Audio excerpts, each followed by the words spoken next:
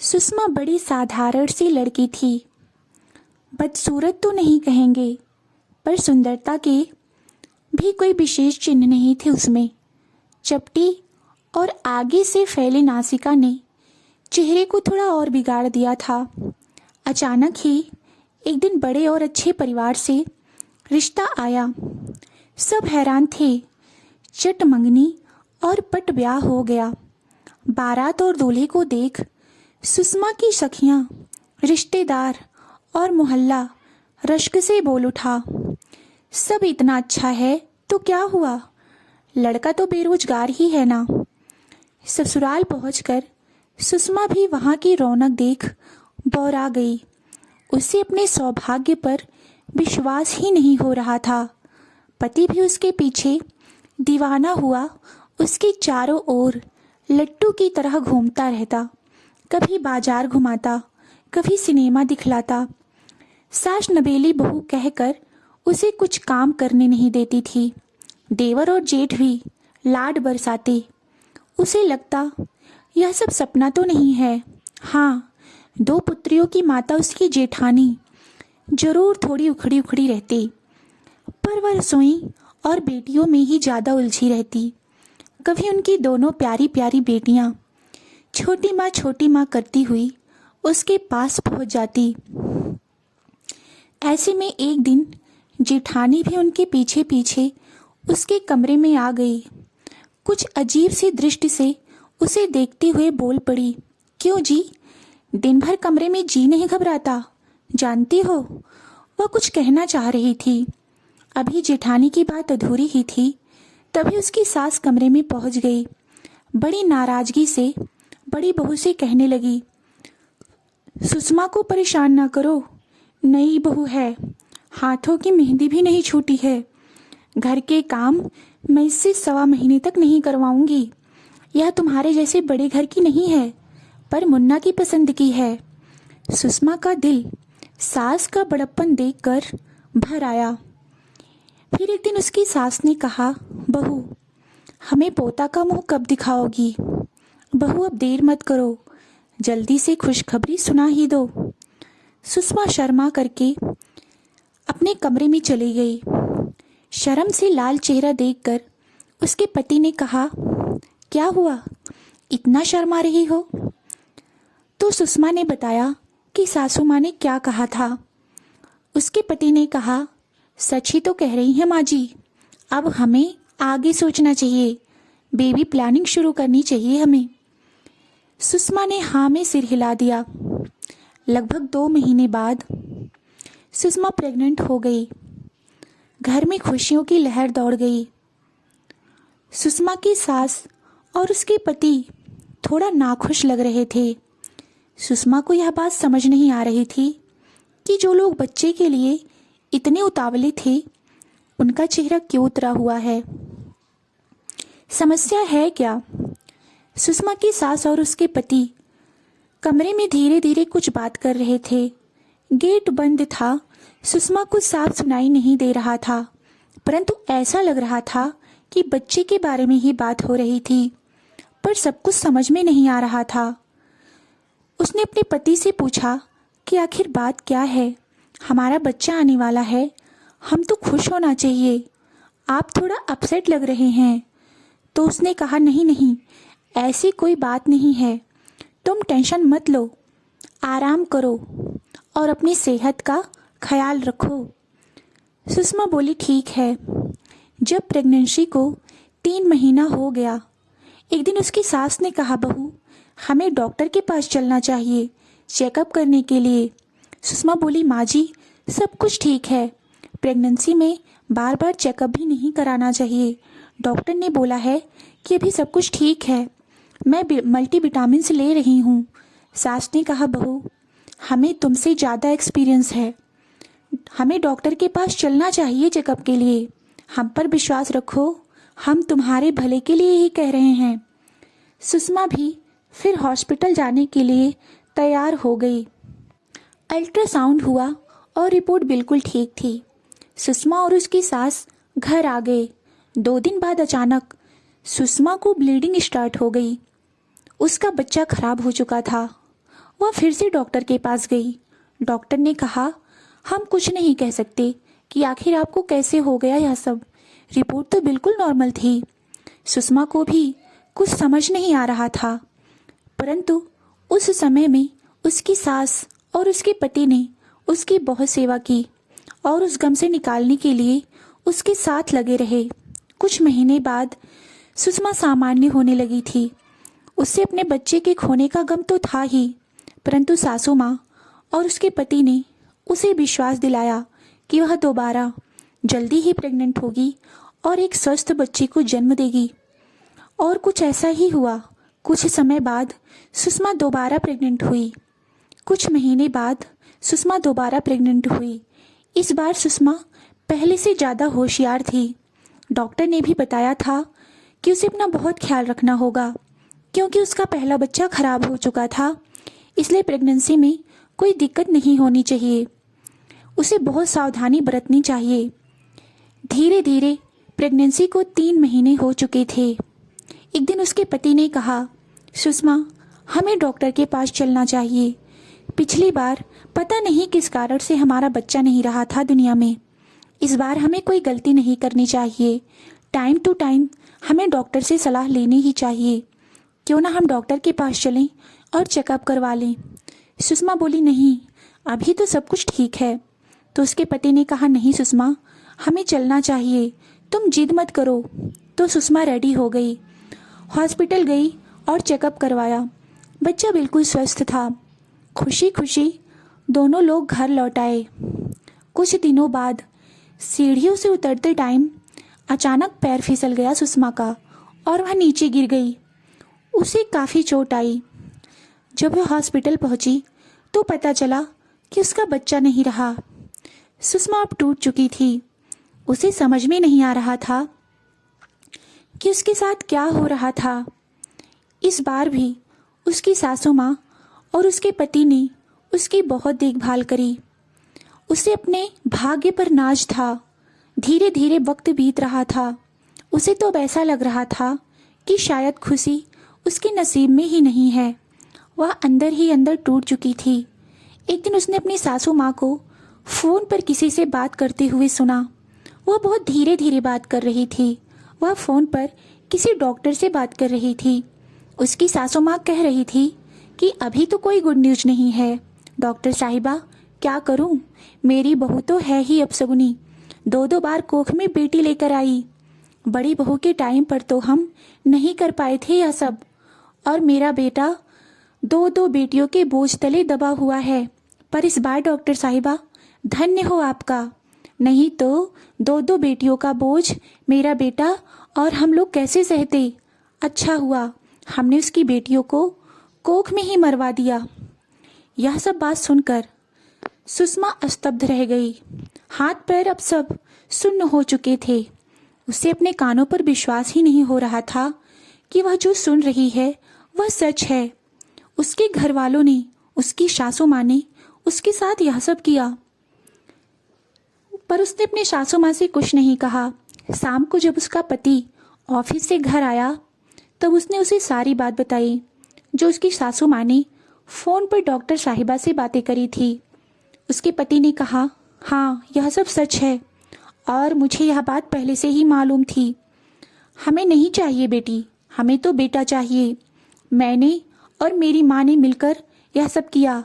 तुम क्या चाहती हो कि हम बेटियों का बोझ अपने सर पर रखें? कहाँ से हम इतना खर्च करेंगे? मैं ही तो एक हूँ कमाने वाला। तुम क्यों नहीं समझती? हमने जो किया है अपनी भलाई के लिए ही तो किया है। देखना, तुम धैर्य रखो, इस बार हमें बेटा ही होगा और तुम सुंदर से बेटे की माँ बनोगी और हमारे घर में खुशियाँ आएंगी। उसकी बातें सुनकर सुषमा को यकीन ही नहीं हो रहा था कि यह सब क्या हो रहा है। उसकी सासू माँ और उसके पति ऐसा कर सकते हैं। अब उसे उनसे घिन आने लगी थी। वह उन लोगों की शक्ल भी नहीं देखना चाहती थी। कितना कष्ट दिया था उन्होंने उसे।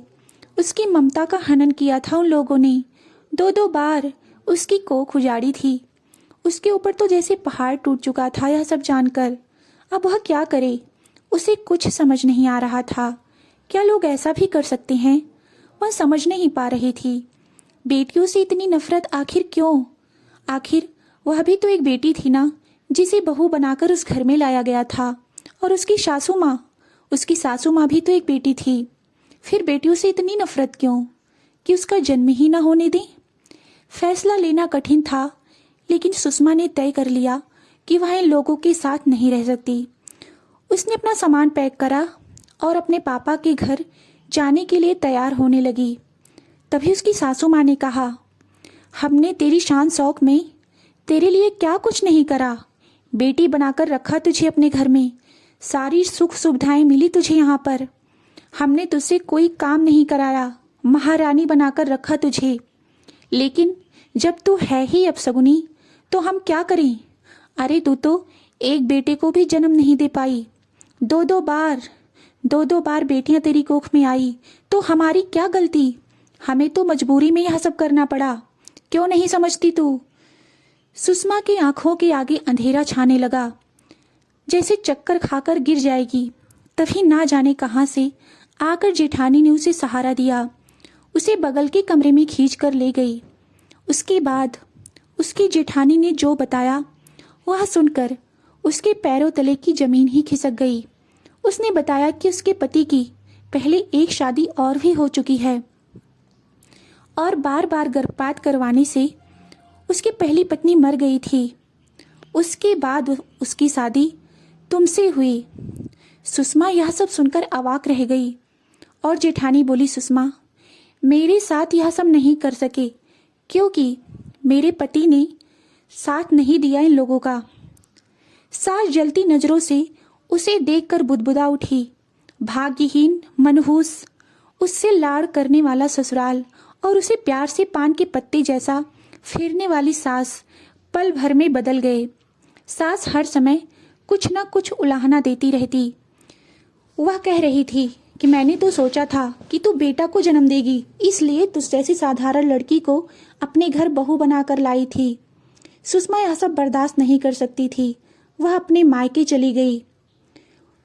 मायके में अपनी सासू माँ के कहे शब्द उसके कान में गूंजते रहते। सुषमा ने तलाक का नोटिस अपने ससुराल भिजवा दिया। कुछ दिनों बाद दोनों का तलाक हो गया। तभी एक और झटका लगा। पता चला सुषमा फिर से मां बनने वाली है। तब सुषमा के पिता ने कमर कस लिया। वैसी हालत में ही सुषमा का दाखिला तुरंत नर्सिंग की पढ़ाई के लिए पारा मेडिकल कॉलेज में करवा दिया गया। सुषमा बस कठपुतली की तरह उनके कहे अनुसार काम करती रहती। उसके पापा हर रोज अपनी झुकती जा रही कमर सीधी करते हुए बच्चों की तरह उसका हाथ पकड़कर कॉलेज ले जाते और छुट्टी के समय उसे लेने गेट पर खड़े मिलते। मई की तपती गर्मी में सुषमा के पुत्र ने जन्म लिया। सुषमा अनमने ढंग से बच्चे की देखभाल करती रही। समय सबसे बड़ा मरहम होता है। सुषमा के गाँव भी भरने लगे थे, पर पुत्र की ओर से उसका मन उचाट रहता। जिस समय ने उसके घाव भरे थे, उसी बीतते समय ने उसके वृद्ध होते पिता को तोड़ दिया था। ऊपर से शांत दिखने वाले पिता के दिल में उठती ज्वार भाटा ने उन्हें दिल के दौरे से अस्पताल पहुंचा दिया। अडिग चट्टान जैसा सहारा देने वाले उसके पिता को कमजोर पड़ते देख सुषमा जैसे नींद से जागी। उसने अपने पिता की दिन रात सेवा शुरू कर दी। पिता की तबीयत अब काफी ठीक लग रही थी। उनके चेहरे पर वापस लौटती रंगत देखकर सुषमा आश्वस्त हो गई। वह रात में पापा के अस्पताल के बेड के बगल के सोफे पर ही सोती थी। वह पूनम की रात थी। खिड़की से दमकती चांद की चांदनी कमरे के अंदर तक बिखर गई थी। तभी पापा ने उसे अपने पास बुलाकर बिठाया और उसके सिर पर हाथ फेरते हुए बोला, बेटा तुम्हें अपने पैरों पर खड़ा होना है, मजबूती से, समझी। सुषमा ने हिचकते हुए जवाब दिया। मेरे जैसे भाग्यहीन, पिता ने उसकी बात काटते हुए कहा। तुम भाग्यहीन नहीं हो, बस एक धोखे और दुर्घटना की शिकार हो, जिसमें गलती तुम्हारी नहीं मेरी थी। अक्सर मुझे पश्चाताप होता है। तुम्हारी शादी करने से पहले मुझे और छानबीन करनी चाहिए थी। थोड़ा मौन रहकर उसके नेत्रों में देखते हुए पिता ने कहा, भाग्यहीन तुम नहीं, तुम्हारी सास है। जिसने बेटा और बेटी में भेद करके अपने ही बेटे का घर उजाड़ दिया, बहू और पोते को गंवा दिया। पर कभी ना कभी ईश्वर उन्हें उनकी गलतियों का आईना जरूर दिखाएगा। ईश्वर के न्याय पर मुझे पूर्ण विश्वास है। पापा से बातें कर सुषमा को लगा जैसे उसके सीने पर से भारी बोझ उतर गया। पढ़ाई करके उसे शहर के एक अच्छे अस्पताल में नौकरी मिल गई। वह बेटे के साथ खेलकर अपना दुख भूल खिलखिलाने लगी। किसी न किसी से उसे अपने ससुराल की खबरें मिलती रहती। सुषमा ने भी पीछे मुड़कर देखने के बदले अपने आप को और अपने बेटे को संभालने पर ध्यान दिया। वक्त तो जैसे पंख लगाकर उड़ रहा था। धीरे धीरे सुषमा का बेटा 3 साल का हो चुका था। उसे यह भी पता चला था कि इस बीच उसके पति ने तीसरी शादी कर ली थी और उसकी पत्नी माँ बनने वाली थी। उस दिन सुषमा अस्पताल पहुंची। उसने देखा उसका पूर्व पति अपने पत्नी को लिए अस्पताल में चिल्ला रहा था, कोई लेडी डॉक्टर नहीं है क्या? डिलीवरी के लिए मेरी पत्नी दर्द से पीड़ित है। सुषमा को नर्स के रूप में देखकर उसकी सास और उसका पति आश्चर्यचकित थे। सुषमा अपनी ड्यूटी कक्ष में चली गई। वह उनकी बेशर्मी देख अवाक थी। यह लोग भी कैसे लोग हैं? और उनको सुनाकर बोली, वाह, जो लड़की का जन्म भी नहीं होने देते आए हैं अस्पताल में लेडी नर्स ढूंढने। उसकी सास और उसके पति ने शर्म से नजरें नीचे झुका ली। कुछ घंटे बाद पता चला कि उसकी पत्नी की डिलीवरी हो गई और उसने बेटे को जन्म दिया था। लेकिन हाँ, मरे हुए बेटे को जन्म दिया था। और बार बार गर्भपात करवाने से उसकी बच्चेदानी इतनी कमजोर हो गई थी कि वह दोबारा कभी माँ नहीं बन सकती थी। यह बात डॉक्टर द्वारा पता चली थी सुषमा को, जिसने उसकी डिलीवरी करी थी। कुछ समय बाद उसकी सास और उसके पति सुषमा के घर आए और उसकी सास ने अपने पुत्र का मुंह देखने के लिए सुषमा के सामने गिड़गिड़ाने लगी। उसके पास और उसके पति ने कहा, प्लीज हमें माफ कर दो। जो कुछ हुआ हम उसे बदल तो नहीं सकते, लेकिन हम अपनी गलती के लिए बहुत ही शर्मिंदा हैं। हमें अपनी गलती का एहसास तब हुआ जब हमें पता चला कि हमारी पत्नी माँ नहीं बन सकती। हमारी ही गलतियों के कारण आज हमारे साथ यह सब कुछ हो गया। हमारी सिर्फ इतनी विनती है कि हमें एक बार अपने बेटे का मुंह देखने दीजिए। उसके मन में बहुत सी बातें थी। फिर उसने कहा, पहले तो मुझे खिलौना समझकर पुत्र की कामना पूरी करने के लिए धोखे से विवाह करवाया, बाद में दूध में पड़ी मक्खी की तरह निकालकर फेंक दिया। लेकिन अब ऐसा नहीं होगा। मैं तुम लोगों को अपने बेटे का चेहरा भी नहीं दिखाऊंगी। तुम लोगों का साया भी अपने बेटे पर नहीं पड़ने दूंगी। यह तुम लोगों के कर्मों का फल है। सास का चेहरा तमतमा गया। लाल और गुस्से से भरी आंखों से उसे घूरते हुए बोल पड़ी, भाग्यहीन, तुम धोखा कर रही हो। मेरे पौत्र को छुपा कर नहीं रख सकती हो। तुम्हारे जैसे मामूली लड़की की औकात नहीं थी मेरे घर की बहू बनने की। सुषमा ने उनकी बात बीच में काटते हुए कहा, भाग्यहीन मैं नहीं, आप हैं। सब पाकर भी खो दिया आपने। मुझे धोखा दिया, पर भगवान को धोखा दे पाई क्या? आपको क्या लगता है एक सामान्य और मामूली लड़की का दिल नहीं होता है? उसे दुख तकलीफ की अनुभूति नहीं होती? एक बात और है, देखिए, आज आपको मेरी जैसी मामूली लड़की के सामने इतना अनुनय विनय करना पड़ रहा है। वाह माँ जी, आप तो गिरगिट की तरह रंग बदलती हैं। मैं थोड़ा सख्त क्या हुई? आप तो अपना पछतावा ही भूल गई। मुझे पता है माँ जी, आप जैसे लोग कभी नहीं बदलते हैं। लगता है अभी आपके कर्मों की सजा आपको और मिलने वाली है। इतना कहकर सुषमा ने अपने घर का दरवाजा बंद कर लिया। सुषमा का पति चिल्लाता रहा, सुषमा प्लीज दरवाजा खोल दो, मुझे तुमसे बात करनी है। लेकिन उसने दरवाजा नहीं खोला।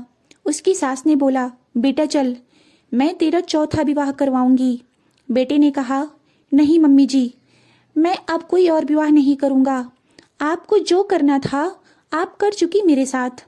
बेटे और बेटियों में भेद करके आपने मेरी जिंदगी खराब कर दी। अब तो पूरी जिंदगी मुझे बच्चे के लिए तड़पना ही होगा और शायद यही मेरी सजा है। मैं शादी करके किसी और लड़की की ज़िंदगी नहीं बर्बाद कर सकता। तो दोस्तों, आपको यह कहानी कैसी लगी?